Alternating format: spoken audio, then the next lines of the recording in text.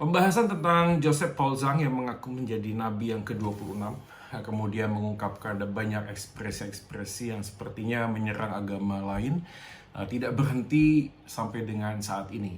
Saya di mana-mana masih membahas tentang itu, bahkan ada yang mencoba untuk membuka sebuah percakapan yang sifatnya mulai blok-blokan satu dengan yang lain. Nyoroti satu kalimat yang menarik sekali yang saya lihat dalam sebuah WhatsApp group adalah kaitannya dengan apakah betul bahwa Joseph Paul Zhang ini mempunyai kepahitan terhadap agama tertentu sehingga kemudian ekspresinya menjadi menyerang agama yang lainnya. Mari kita lanjutkan video ini. Jangan lupa untuk like, share, dan subscribe channel YouTube ini untuk mendukung pelayanan ini. Saya Joy Manik dan ini dia videonya.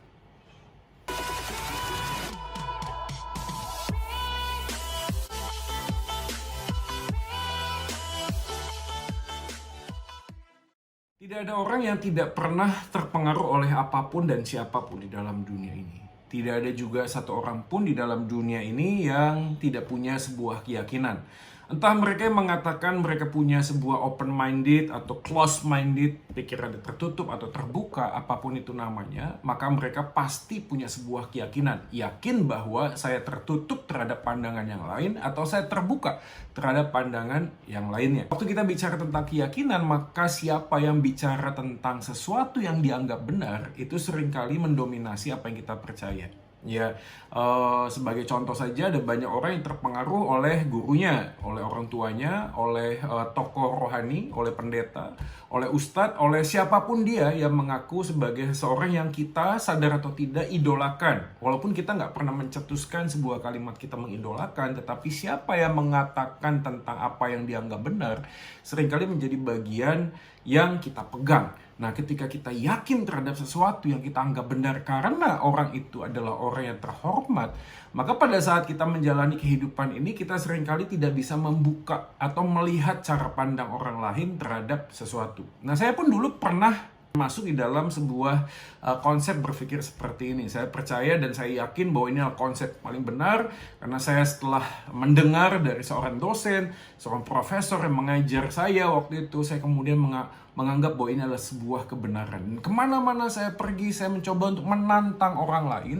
tentang apa yang saya yakini dan bagaimana mereka tidak akan pernah bisa menjawab apa yang saya yakini. Dan tentu saja hal itu tidak memberikan dampak yang positif terhadap saya. Saya menjadi orang yang quote-unquote jadi aneh, saya menjadi orang yang freak karena saya menganggap bahwa kebenaran itu hanyalah apa yang saya yakini. Padahal belum tentu apa yang saya yakini adalah sebuah kebenaran. Kenapa demikian? Karena kebenaran itu membutuhkan verifikasi. Kebenaran itu membutuhkan sebuah komparasi. Kebenaran itu juga harus terkorespondensi terhadap sesuatu yang menjadi fakta-fakta, menjadi data-data. Dan kita sebagai manusia tentu saja kita terbatas untuk bisa memahami segala hal di dalam dunia ini. Keterbatasan kita ini membuat kita sadar bahwa kita tidak akan pernah bisa meyakini sesuatu karena berdasarkan apa yang kita pahami. Kenapa? Karena pemahaman kita pastilah sangat terbatas. Oleh karena itu, teman-teman sekalian, dimanapun dan apapun yang kita yakini, selalu akan ada ruang kosong. Ruang kosong ini disebut dengan iman. Sebuah misteri yang kemudian dibaca dengan iman, yaitu sebuah keyakinan tentang sesuatu yang saya tidak bisa paham sepenuhnya, tetapi saya meyakini itu. Tentu saja itu bukan berarti bahwa kita tidak bisa memahami yang lainnya. Maka sebagai orang Kristen saya percaya apa yang Alkitab nyatakan sebagai sebuah kebenaran sudah lebih dari cukup untuk saya bisa memahami dan mengerti siapa Tuhan itu. Karena menurut Tuhan itulah penyataan khusus yang kepadanya di dalam dirinya itu sudah cukup untuk kita memahami dan memegang itu sebagai sebuah kebenaran. Maka sudah pasti standarnya adalah kitab suci alias Alkitab, kalau saya adalah orang Kristen. Nah, pada saat kita berjumpa dan berinteraksi dengan orang-orang yang berbeda keyakinan kepercayaan, tentu saja apa yang kita yakini ini kemudian diuji dengan apa yang orang lain pandang sebagai sebuah kebenaran. Nah, menguji kebenaran ini tentu saja membutuhkan sebuah diskusi. Nah, pada waktu kita belajar sebuah diskusi, kita akan masuk di dalam sebuah ranah yang namanya akademis. Nah, ketika masuk dalam sebuah ranah akademis, maka semua fakta, semua data-data, semua bentuk yang sifatnya filsafat atau apapun bentuknya, itu harus diuji dan kemudian kita melihat kembali semuanya itu dalam sebuah terang kebenaran firman Tuhan. Nah, waktu kita belajar tentang sebuah terang kebenaran firman Tuhan, tentu saja proses yang kita jalani ketika kita memahami tentang kebenaran firman Tuhan, itu tidak punktiliar alias tidak titik demikian. Karena kalau kita bicara tentang titik, itu adalah cara kerja Tuhan, bukan? Karena dia ada di dalam kekekalan. Tetapi kita adalah manusia ciptaan Tuhan. Karena kita manusia ciptaan Tuhan, maka proses kita memahami tentang kebenaran firman Tuhan itu akan terus berjalan seiring dengan waktu. Nah, pada waktu kita belajar tentang seiring dengan waktu, siapapun kita tidak akan pernah bisa mengklaim bahwa ada banyak hal di luar sana adalah sebuah bentuk yang kita yakini sebagai sebuah kebenaran, ya hakiki yang pasti, karena keterbatasan kita terhadap bagaimana kita memahami firman dan juga bagaimana Tuhan itu menyatakan dirinya kepada kita. Oleh karena itu, pada saat kita belajar tentang sebuah kebenaran firman Tuhan, kita meyakini tentang apa yang kita yakini ini tentu saja dengan sebuah verifikasi. Segala hal yang kita anggap sebagai sebuah kebenaran perlu dan patut diuji. Nah, kalau kita kembali kepada kasusnya Joseph Paul Zhang, maka saya tidak bisa membaca dan melihat apa yang sebenarnya dia ingin sampaikan sebenarnya. Apapun yang dia yakini dan apapun yang dia coba proklamasikan, tentu saja itu adalah bagian hak dia untuk menyatakan pendapatnya. Walaupun, sekali lagi, kebebasan berpendapat pun diatur oleh sebuah undang-undang. Kita nggak bisa dong kita ngomong apapun lalu kemudian kita merasa kita paling benar dan kita menjadi hakim atas orang-orang lainnya di luar sana. Kalaupun kita mau melakukan seperti hal itu, kita harus duduk di dalam sebuah ranah akademis. Nah, waktu kita ngomong ranah akademis, maka segala hal yang menjadi keterbatasan seseorang sebagai akademisi, tentu saja menuntut orang lain untuk bisa memahami dan melihat apa sudut pandang rekan kita dengan apa yang kita anggap sebagai sebuah kebenaran.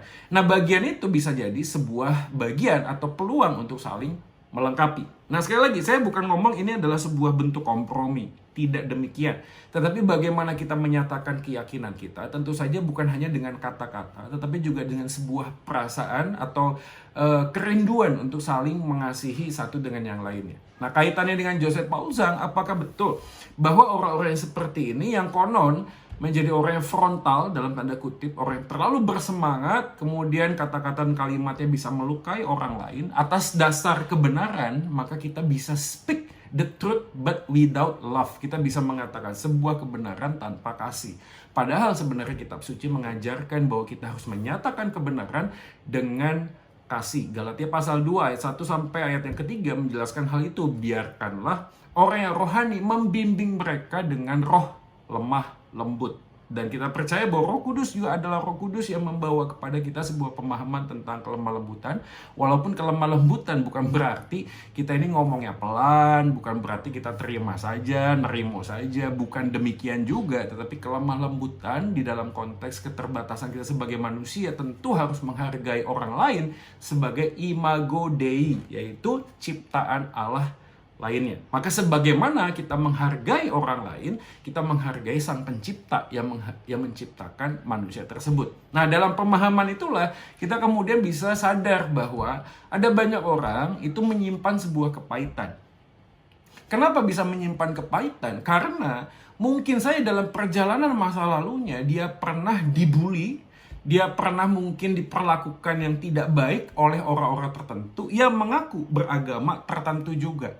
Dan yang kaitannya dengan keyakinannya itu menjadi pelecehan tertentu, sehingga pada saat dia mencoba tanpa sadar atau sadar ya, mencoba untuk mengcounter apa yang dikatakan oleh teman-temannya, dia kemudian belajar. Dan dia belajar dengan sebuah sudut pandang mencari kelemahan-kelemahan agama orang yang pernah mendiskreditkannya, yang pernah membulinya. Sehingga alhasil apa yang dia dapatkan hanya satu bagian tertentu, sekedar hanya untuk membuat sebuah counter attack, membuat sebuah serangan kembali kepada orang-orang yang lainnya. Dan saya yakin sekali kalau kita bicara tentang mencari sebuah kelemahan dan mencari sebuah kebenaran hanya sekedar untuk kelemahannya diserang, itu tidak akan membuat sebuah bagian yang memberkati kita dan orang lain. Kita bahkan menjadi orang yang hanya mengkritisi ya kelemahan-kelemahan agama yang lain tanpa melihat ada wahyu umum. Karena kita percaya all truth is God's truth. Semua kebenaran Allah. Dalam setiap agama-agama di dalam dunia ini selalu akan nampak kebenaran-kebenaran umum. Walaupun saya yakin sekali kebenaran umum tidaklah cukup. tidaklah cukup untuk membawa kita mengenal Sang Allah yang benar. Kita harus masuk ke dalam penyataan yang khusus, yaitu wahyu yang khusus di dalam Roh Kudus, di dalam kebenaran firman Tuhan, dan di dalam Kristus yang mati di atas kayu salib, menebus dosa manusia, bangkit dan naik ke surga. Nah, di dalam cakrawala berpikir demikianlah kita bisa memahami bahwa keyakinan yang kita yakini sebagai sebuah kebenaran tentu harus mengalami progres. Tidak hanya progres secara wawasan, tetapi juga progres secara tindakan. Siapa yang kita pahami, kita juga lakukan. Walk the talk. Menjalani apa yang kita katakan. Nah, waktu kita menjalani apa yang kita katakan, maka kita tidak bisa memungkiri bahwa Alkitab menjelaskan tentang kasihilah Tuhan Allahmu, kasihilah sesamamu, seperti dirimu sendiri. Nah, kata konotasi kasih ini, kalimat kasih, frase kasih ini harus clear dan jelas diwujud nyatakan. Melalui apa? Melalui kata-kata. Ingat, bahwa Alkitab juga mengatakan hati-hati menggunakan lidahmu. Karena lidah kita tuh ibarat api yang bisa menghanguskan sebuah hutan belantara yang besar. Bahkan lidah kita itu seperti setir kemudi yang bisa mengemudikan sebuah kapal atau perahu yang sangat besar. Jadi kita harus berhati-hati, jangan sampai dengan kalimat, dengan lidah yang sama kita bisa memuji Allah, tetapi dengan lidah yang sama pula kita bisa menghujat dan mengata-ngatai orang lain dengan kalimat yang tidak menjadi berkat. Oleh itu, melalui vlog yang singkat ini, saya mengajak kita sekalian, kemanapun dan dimanapun kita berada, akan ada Joseph Paulzang yang lainnya.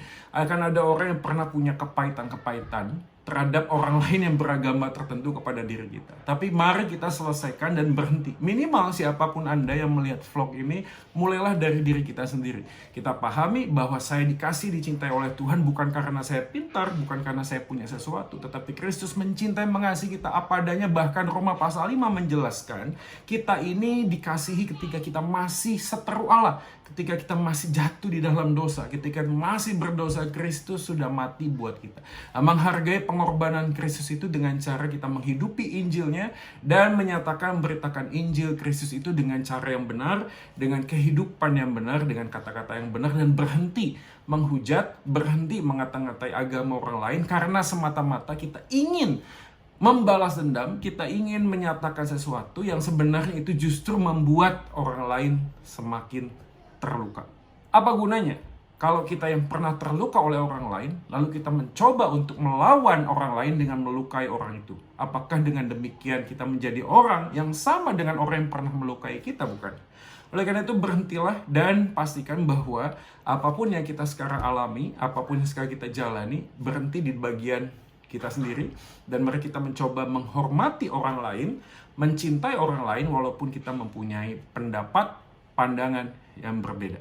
Kiranya Tuhan menolong dan memberkati kita sekalian. True faith always seeking understanding. Iman yang sejati selalu akan mencari sebuah pengertian. Kiranya melalui semua hal yang kita alami dan kita jalani dan kita lihat di dalam media sosial, menolong kita untuk merefleksikan apa yang menjadi kebenaran yang kita yakini.